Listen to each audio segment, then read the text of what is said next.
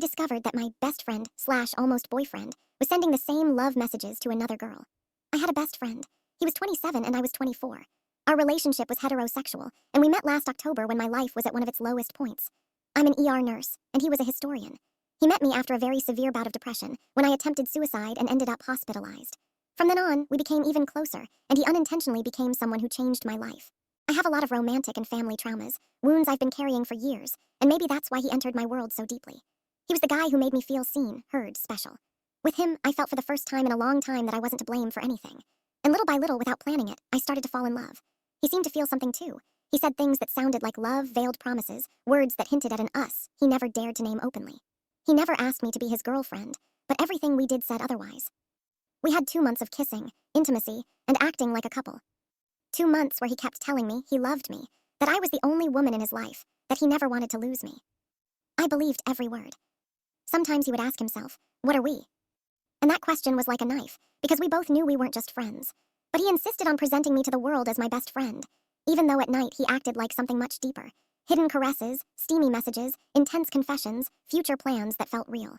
With him, I experienced dreams that no one else had ever touched. And with him, something inside me broke, something I don't know if I can ever fix. One Tuesday afternoon, he called me, distressed about problems with his parents. I, as always, was there to listen, until in the background I heard a woman's voice. A present, firm voice. She asked, "Trust me, who are you talking to? Is it Floor?" "And my name is Perla." He answered quickly, almost nervously, "No, she's just a friend." And he hung up. In that second, I felt a pang in my chest that froze me to the spot. That night I couldn't sleep. There were signs I had ignored. A strange comment, a name repeated, a message he didn't want to show me. Everything started falling into place like a puzzle I never wanted to put together. And I had access to one of his accounts, one where he never deleted anything. With a broken heart, I went in. I searched, I read. And the blow was brutal. The conversation with that girl was there, exact, complete, undeniable. The same words he said to me, he said to her. The same suggestive phrases.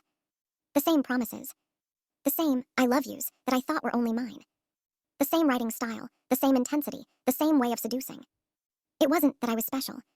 It's that he had a script. And he repeated it with anyone. I stared at the screen, my hands trembling. I couldn't breathe. I felt used, replaced, ridiculed. I felt like I had loved a version of him that never existed. The next morning, he was fast asleep, and I had been awake for over 12 hours crying, rereading everything as if torturing myself was the only way to understand anything. When I confronted him, my voice shattered. He simply said, "You know, I don't want a girlfriend." And that's when everything broke. So what was I?